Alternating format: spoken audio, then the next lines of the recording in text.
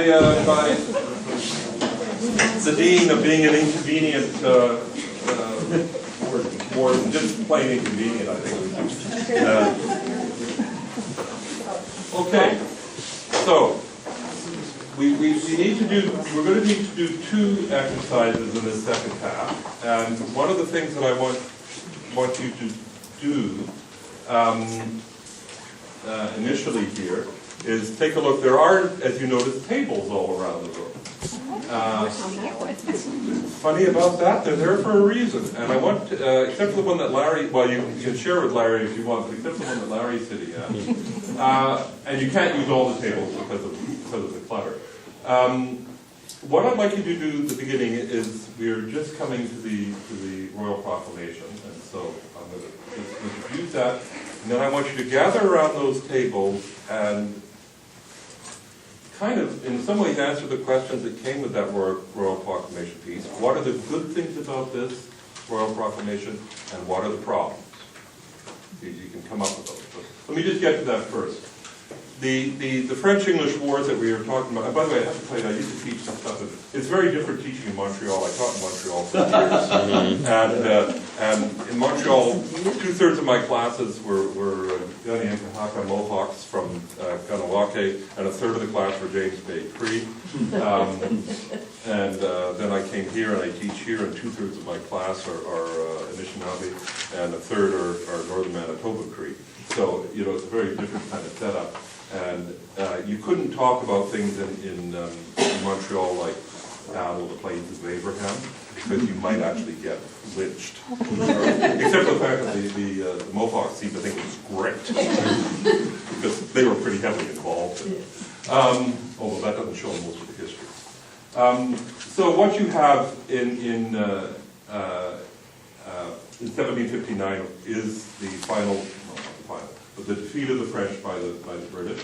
That's not how you say it in Montreal.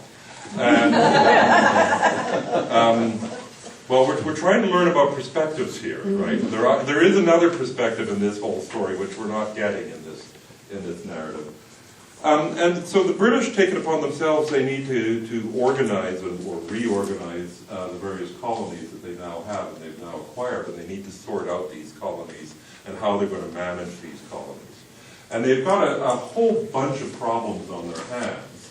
The French are not the only problem on their hands. The other big problem they've got on their hands are all the First Nations, many of whom have been allies with the British and have fought alongside of the British. And so, in some ways, they need to compensate and deal with those First Nations. They've also been muddled into this, and I haven't gone through them because most of them are in the States. There have been a whole series of wars between the settlers along the East Coast and the various First Nations that surround them in New England. And those wars are very bitter, bloody, divisive wars. And they need to deal with the fact that there's an incredible amount of unrest and upset, to put it mildly, among the First Nations over the appropriation of First Nations land and the continuing appropriation of First Nations land. So they need to deal with this, okay? And they need to try, from the British point of view, they need to try and compensate and pacify the First Nations over this issue of land. So it's a huge problem as they try to reorganize these colonies. And the Royal Proclamation of 1763 is their solution to the problem. Okay, it lays out, well, they think it lays out the rules of engagement, so to speak. And I have left out, the section I gave you to read, I left out, there's a very long section that comes before which tells you the boundaries of all the colonies and the various types of government of all the colonies, tells you where all the veterans are going to be settled and all that stuff. We're not interested in that. I cut all of that out and basically left you with the section that's about that concerns First Nations. So I'm assuming you read it. I'm going to ask you to break up into groups. I think you're going to have to basically be groups of 5 around the tables and try and come up with three great things about the Royal Proclamation and 3 real problems about the Royal Proclamation. Okay? So break up into groups. Just spin those chairs around. You've all been wanting to spin those chairs all night. This is your chance to do it.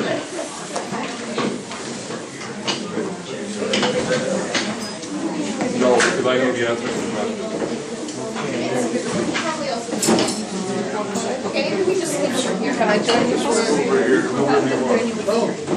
I didn't bring my coffee.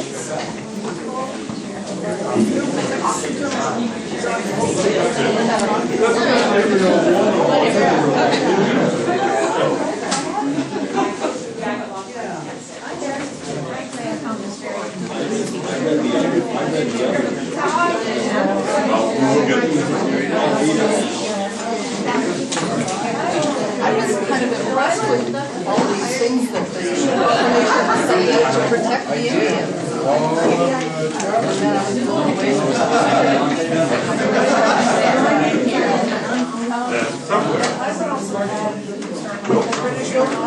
There's more work when there will be over there.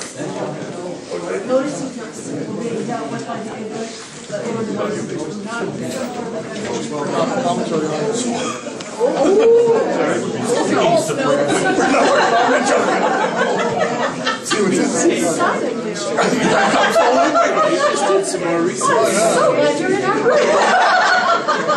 Let me be funny. This guy says it's sometimes referred to as the Green Magna Carta. It's the first religious self-determination.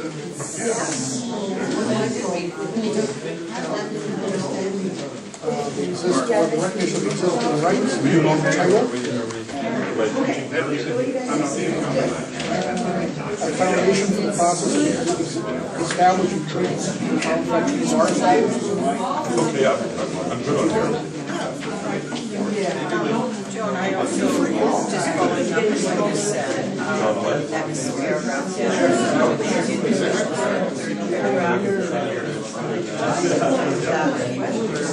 restricted.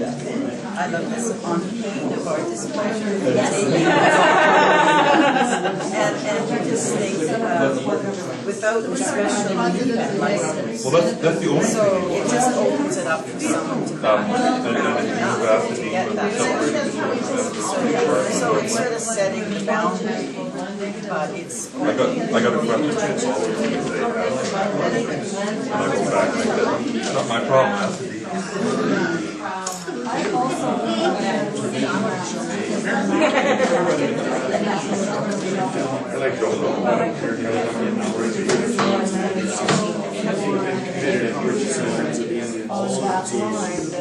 Sexual protection, I don't know if you remember in 2013,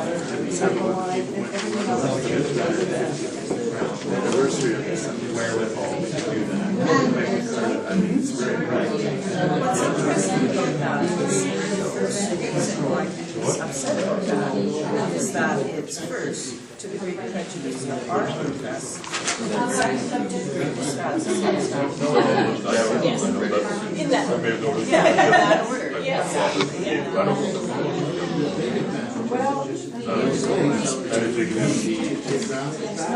Those who would become primarily religionists are the ones who are the greatest so you see, I mean, it's north of what is now the greatest area between the Mississippi and the divide, the Appalachian divide, set aside as it's hard. In other words, these people here, I don't want to, they're not supposed to over here infringe on their rights without, making treaties. And then the next decade, there's this little war independence. So south of this line, you don't have people as imperfect and as wretched as they are, or have any sign of treaties on through the line down here. In fact, in 1776, the Royal Proclamation is null and void. Continues on the other point. I mean, that's a good thing. I mean, there's no connection.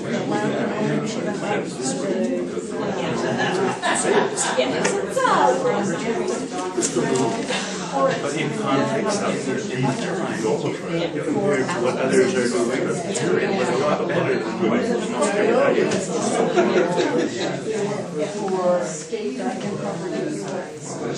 And in fact, it's the claim First Nations in Canada today as establishing their rights. It's also, however, system. So, it's second precedent for saying they can live here and we can live here, which has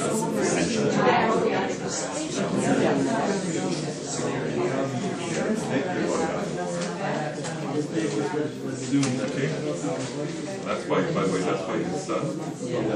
their capitals. That's back in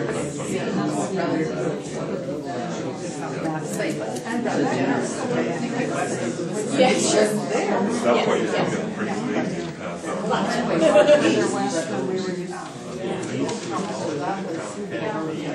Well, there doesn't seem to be a whole lot of acknowledgement that alternative nations is just like the Indigenous, right? So, yeah. So it's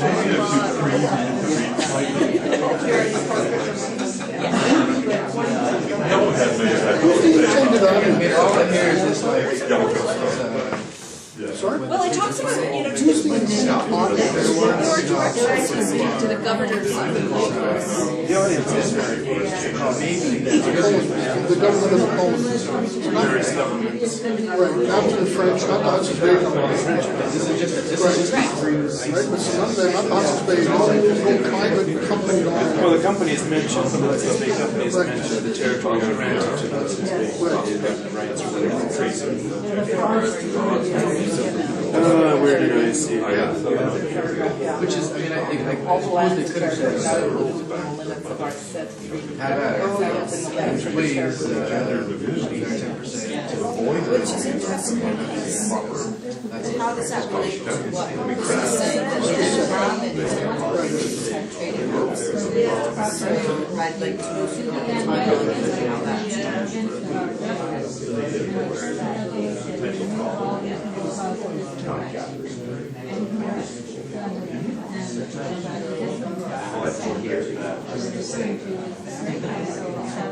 The other thing, I mean, he was talking about the at this time, you know, when friends lost new friends, were basically essentially gave it away from our people. Really just remember what happened. There were only about 60,000 Europeans new friends. Okay, folks, stay where you are. We've got to keep on going because this is going to be cool stuff. And I'm going to go around this table. Can you tell me one good thing? What does the proclamation do that you think is a good thing? It recognizes that there needs to be protections for Indigenous populations on lands that could not be encroached upon. So, what you're referring to is a section that sets up the Indian Territory. Mm-hmm. Okay, that's correct. What it does is it basically draws a line in the sand. Actually, it's in the Appalachian Mountains. It draws a line in the sand and says, on this side, on the eastern seaboard, we're good. West of the Appalachians, that's Indian territory, and thou shalt not touch it. Of course, there's a flip side to that, which we talked about, but you're not asking us that yet. You can slip it in real quick if you want. What's that? Well, just that he thinks he has a right to do that. Oh, well, that's... Okay, actually, a good point on that. Why does he think he has a right to do that? because he's got king. They won a war. No, that was against the French. Yeah. Why does he have the right to do that? That's what we just talked about. These lands aren't occupied. He's the doctrine of discovery. It's his land. Yeah. He can do it. They've discovered it, claimed it for England, therefore the Crown owns the underlying title. And yet, out of the other side of his mouth, he's saying there are people in it. Yes.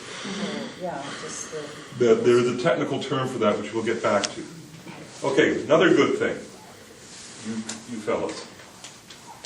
It articulates how land can be taken from Indigenous peoples. So it literally, as I said, lays out the rules of transfer. What are those rules? That they can only go to the Crown. Mm-hmm. And if the Crown acknowledges a purchase by appropriate people and they betray the agreement, the Crown can punish those people. Okay, so let's just spend a moment on this and flesh this out. So the first rule is only the Crown can purchase the land. Okay? What's the second rule of that engagement? The Indigenous people have to want to sell it. Well, want is kind of a big word for that, but they have to agree in council to sell it. Okay? Well, I know what they say want, but you often want to sell your land if somebody else is already sitting on it. You know?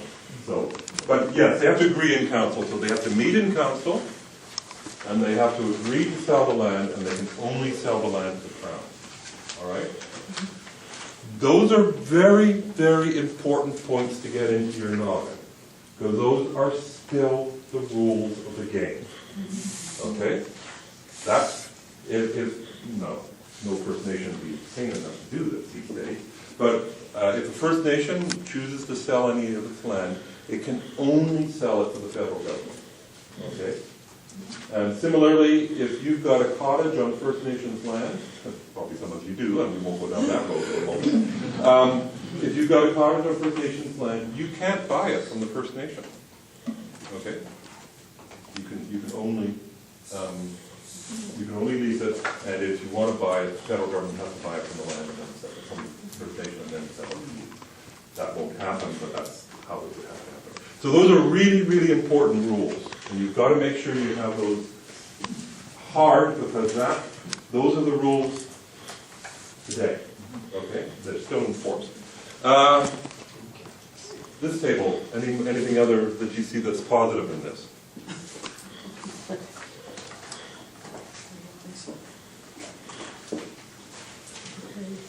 No? So stuck at two. The two big ones, but we're stuck at two. Okay, I'll keep going. Anybody else here? That it identifies nations. Okay, yeah. And that actually, Sheila raises a really, really interesting point. Are those nations sovereign? Okay. By the way, the Royal Proclamation is very, very unclear on that, as we were getting over here. Are those nations sovereign? You're right, it does identify nations and chiefs and all kinds of things. Sorry, we're already jumping ahead to the next half. But that's an extremely good point, and recognize it. You guys have anything to add? Yeah, it recognizes frauds and abuses that have happened. Yes. Yeah. So it recognizes all the problems in New England. They're primarily in New England, by the way. One of the problems with the French claim is the French had done absolutely nothing about the First Nations rights. They didn't even bother to try and buy it. So, you guys want to add anything? Yeah, there's controls on trade. Yeah, there's controls on trade, and actually the flip side of that is it also grants free hunting and fishing rights over the territory. So that's right, there are controls on trade.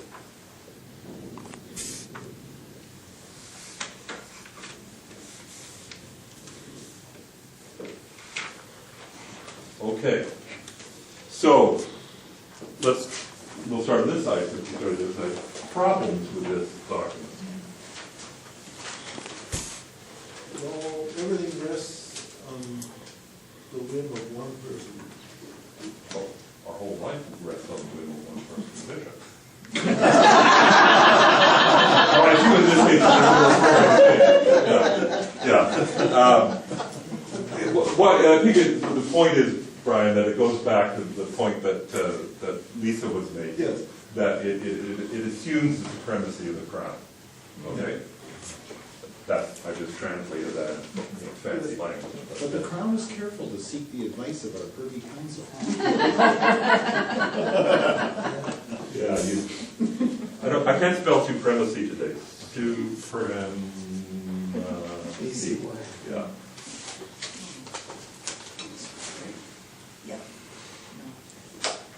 But what that point about that is that assumes the Crown has underlying title.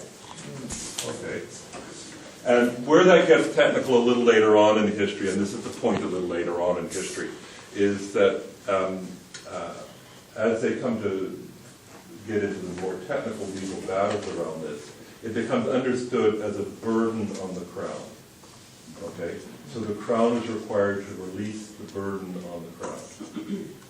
So Aboriginal occupancy of land, and have to be careful here, Aboriginal occupancy of land is a burden on the Crown, and the Crown is obliged to deal with that burden. So it assumes that underlying title. Okay, now that's a very, very British notion. It's not quite in Canadian law, that it does exist to some extent in Canadian law, that the Crown has underlying title to everything, and then grants it to you. Okay? So, this table, do you want to come up with a problem? That was the main one we discussed, but maybe to give it a little bit of a spin is that the sort of any contestation to, or like wanting that this apply to future agreements requires that you acknowledge the Crown's position. Yeah, and that's precisely the point, yeah. By the way, this does come up later in a very, very famous case in the 1890s called the St. Catherine Milling case, where it was referred to the judicial, lords, the law lords in England. Unfortunately, the report on the case says there was much fervent discussion amongst the law lords. So they never tell us what the discussion was on this issue. Problem, can you find a problem here?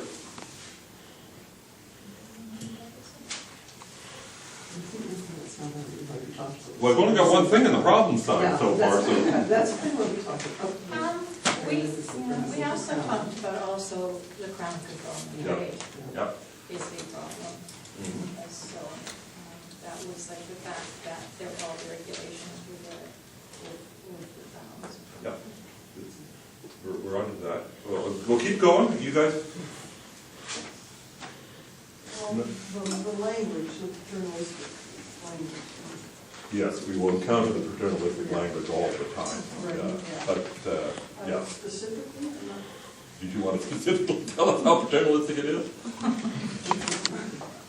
Women are cut out of this whole deal. There's no recognition that Indigenous women might have had some say in this. There is that point. This table, what did you... Well, there's the, assuming that land, the territory, is the territory granted to the Hudson's Bay Company, not just the trade. Yes, yeah. So what actually, the question you're raising, Mary, is actually much more difficult question. Where does the proclamation apply and where does it not apply? Okay, so it says it doesn't apply to the Hudson's Bay Company territory. Okay. Yeah. Okay, so that's all right. Does it apply to Vancouver Island? Can it apply to a place that's not at the time unknown? Well, that is actually a problem. It's a question. All right. How far west does it go? Does it apply in Winnipeg? No, it doesn't. Well, actually it does, but that's beside the point. But yeah, the problem is that Hudson's Bay territory? at that point it is. You're right. So of course it doesn't apply here. You're right. And what happens, by the way, when those Americans have a revolution and take off on their own? Where does it apply? North of the border. At that time, north of the border is not a whole heck of a lot. Okay? If you're excluding the Hudson's Bay. Yes. Yeah.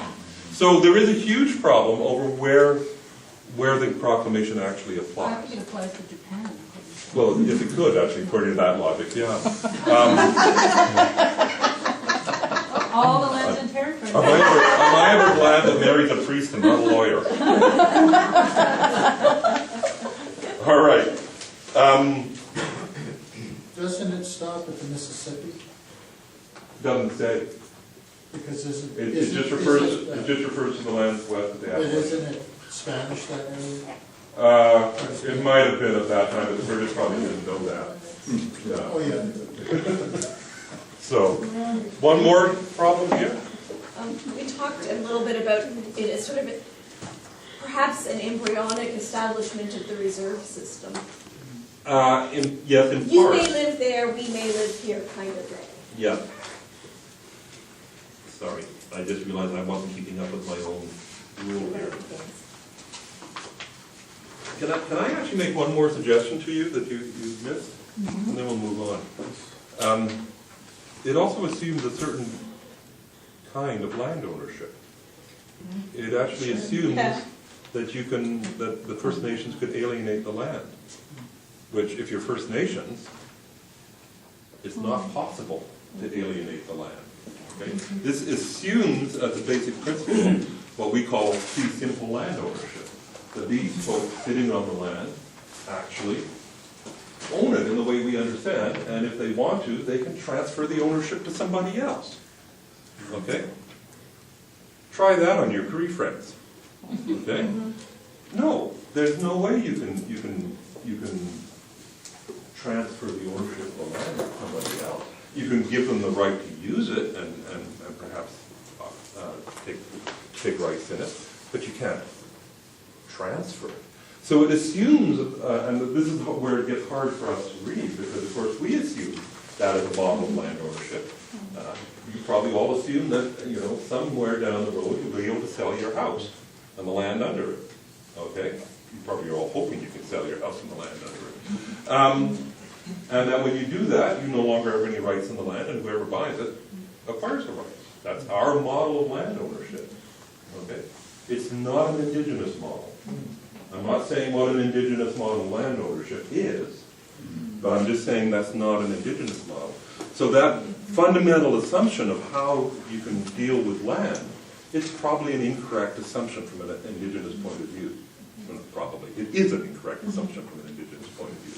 So you see, that's why reading these documents is really hard, and that's why I've given you the original documents.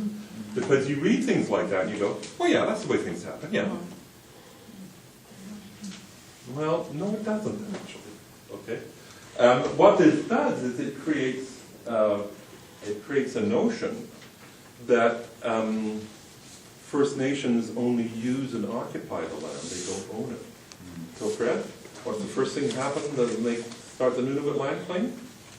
Well, that was the declaration that the land couldn't be bought or sold. But the first thing that they do in filing the claim is a land use and occupancy project. That is the only way you can own land is if you're sitting on it with your own bum. Okay? Or using it.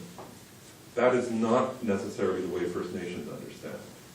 Okay? But it's still the model that we use to this day. Okay? If you want to find out the land transfer, go and ask First Nations for a history of use and occupancy. It's actually, by the way, it's required by law. Since you've got a blazon on your chest, what law is it, by the way, Fred? I can't tell you that. Baker Lake court case. Oh, of course it was, and that had to do with the dispute about a uranium mine that we did. Yeah, that was a plebiscite that was a Supreme problem Court over it. and sided with the Inuit. You know. And now we're the largest landowners in the country.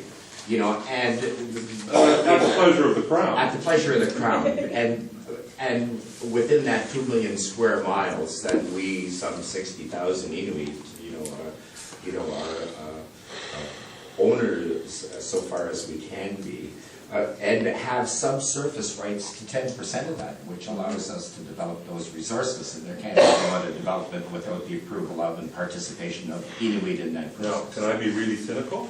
Right. Of course, that land is owned by, it's held by Nunavut Incorporated. It's held by a company created by the Inuit. Yes. And to be an Inuk nowadays, yes, you have to be a shareholder in that company. So the definition of an Inuk is now a shareholder in a company that owns land that was granted to it by a crown. That is my most cynical understanding. Okay? By the way, that applies to every other First Nation as well.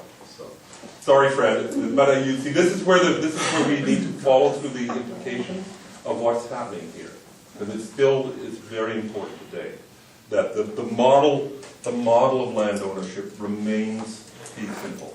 The assumption remains the supremacy of the crown. Okay, and whatever else may lie under it. Chris, unless I'm misunderstanding this, this would be another con. I know you've talked about controls on trade, but it seems to me in the second and third last paragraphs here, what it's basically saying is, I'll use their language, an Indian cannot trade with someone unless they have been licensed to trade with them. And so that immediately limits the market instantly for native fur traders. Exactly, and probably, I'm gonna guess it's probably in there so they don't trade with the French. Well, they can, if the French are conquered. Well, no, Oh, I they're see. still around. Still around. Part of the problem, just on that, is that this is actually more common in the Maritimes. There's a huge problem in the Maritimes. So also in New England, where there were what were called truck houses, which were trading posts for First Nations, and they were being set up by all kinds of disreputable and dishonest and doubtful folks who were running incredibly corrupt operations. Frauds and abuses. Frauds and abuse, well, that usually refers to the land exchanges. So what it's trying to do is get rid of all of those and license people who trade fairly. As was proved in about 20 years, that didn't work very well. Okay. But am I interpreting that rightly, that one of the negatives is it limits who people can trade with? That can be both a yes and a no, Right. Because you may want to limit dishonest, disreputable, and unpleasant people from trading, but then it does limit who's possible. And I know we're moving on in history here a little bit, but where's the Northwest Company come into this? Well, with the defeat of the French, the collapse of Quebec, what happens is and by the way, there's also a little rebellion by a guy called Pontiac in here. The French have to reorganize their trading system, right, and they have to reorganize it in competition with the Hudson's Bay Company, because Hudson's Bay Company is now become dominant. So they reorg, well, there's a number of attempts at reorganization, but the one that actually works is the Northwest Company. And so that's a reorganization by the French of the fur trade supply operation that comes in through the St. Lawrence River down through the Great Lakes and up into this part of the world, where Hudson's Bay Company is from. But so technically it's still under the permission of the British Crown? Yeah, they would be corporation. Yeah. Okay. And how did the Réveillon fairs were allowed to They're come much about? later in history. Much later in history, but only in the north, were they not? No, they're in northern Quebec, but they do come down into the Cree country in Quebec, and they also actually operate in Labrador. Right. Yeah. So that's another company. We didn't get into that. In 1821, basically both the Hudson's Bay Company and the Northwest Company go bankrupt.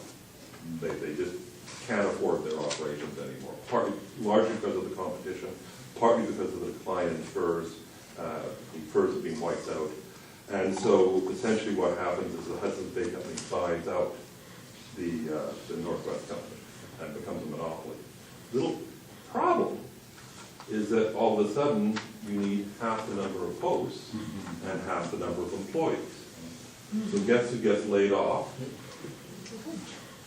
Well, the Métis, but by then it's all Métis. All the Métis get laid off, and guess where they go? Because they've got to go somewhere. Right here. This is where they come. Okay? That's a jumping ahead. All right. So with all of this in front of you, and this document, this Royal Proclamation of 1763, is the core foundational document for constitutional and legal relationships between the Crown and First Nations in Canada. Okay? So that's why you need to get in your head. Now, we need to spend the next few minutes backing up a little bit, but with memory of how important this is, backing up a little bit to that other reading, and I'm going to send you back to the other reading, and think about how is the church defining? Because this is now the church, the one true holy Roman Catholic Church. This is now the church defining who is, you have to just think of it, who is and who is not human.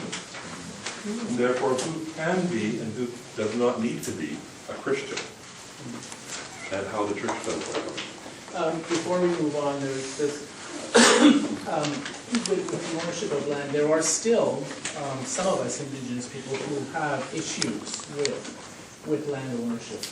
And especially those of us who live in urban settings where you own property, right? You own the land.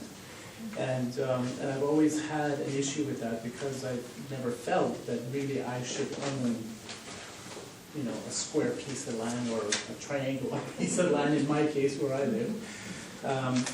And so I've had to, or some of us have really had to come to terms with that. And a lot of people chose still today not to own property within, which is, I mean, anyway, we won't go into all of that after that. But one of the things that I really found helpful for me when it came to ownership is owning a condo, which is very much, I feel, very much like the way that Indigenous people view land ownership, right? I did not own the land that the condo was on. It was collectively owned by the people who lived on there, but none of us could say without a loan on how to use that land, or even to put up a fence without the collective being involved in all of that. And so I owned the space in there, and my space, whatever that was, is where I belong. This was my own world, as it were. And so it was my job to protect and to make sure that the space that I was at was well maintained and properly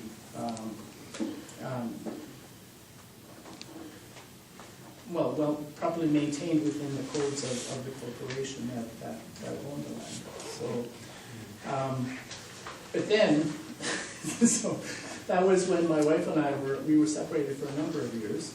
And then when we got back together again, I really had to come to terms with the fact that she owned land. Mm-hmm. That I moved into a house where the land was owned by an individual. So I'm quite happy that my name is not on the mortgage. And but the thing is that as well, the way that I look at it is that this part and this piece of property is mine to look after. Mm-hmm. It is my way of making sure that it's well protected, that it isn't used by, there's no chemicals or things that will kill, those kinds of things. And there's growth, there's beauty, there's that kind of stuff as well happening. But yeah, so the view of ownership is still very much a part of the Indigenous mindset, right? That really we don't own the earth or the land. We are a part of that, and we have been given for us to steward that land. Can I ask your perspective on the church's ownership of land?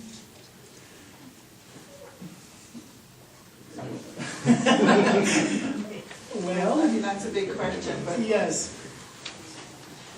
It would be similar? Well, it would be similar, yes.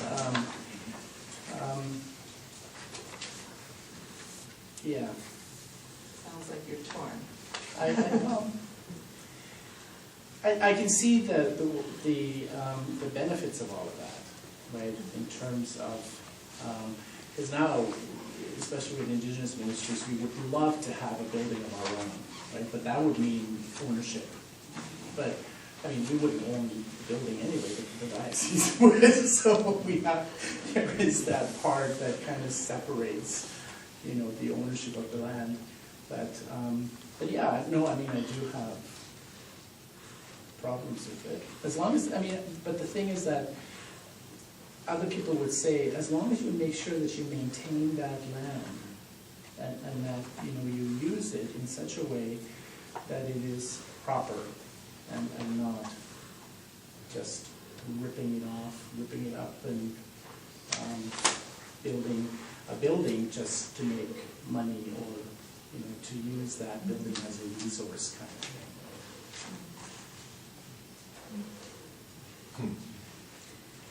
Of course, we could get into an interesting discussion about how the church owns land, but we won't get to that. And one thing that's, you know, changed tremendously is our concept of land ownership and occupation has changed so dramatically, you know, since contact. I mean, it's... By the way, I will interject here that, in fact, amongst the various First Nations, there are very different conceptions of relationships between people and land, and those are articulated in very, very different ways.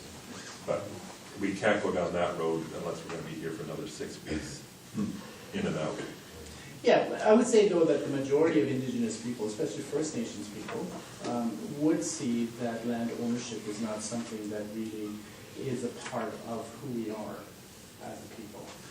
In that we manage the land, and we can take the resources out of the land, but really it doesn't belong to us. So there is a form of ownership in that we can take whatever it is that's in there, as long as we manage it properly. But that doesn't mean that you can do willy-nilly with that piece of land whatever you want to. So another way of saying that would be to say stewards of their land. Yeah, that's biblical. But isn't there also a bit of a principle of non-interference quite often, that, like, at least a lot of the reserves that were close to me growing up, was that there was no landscaping to be done, like you don't move trees around, you don't affect the land in a way that is deeply transformative. Yeah. Yeah. Now, I go home now, that's the way it used to be. Mm-hmm. Now I go home and there's fences everywhere. Right? Which doesn't mean that they're saying we own this land. It just means this is the land that I'm looking after. Please do not mess with it, right? But yeah, there was that. But now, if you drive into Norrie House, it looks like a suburb. It's really, really interesting. It's no longer raw territory. It's been parceled off in portions of and given to people to maintain that portion. I think as you read through Inconvenient Indian, you'll find huge back and forth over history over that parceling off and who's doing it and why. It's been an issue. It is an issue. Go to it, guys. Work out who's human and what you've decided who's human and what you can do with it.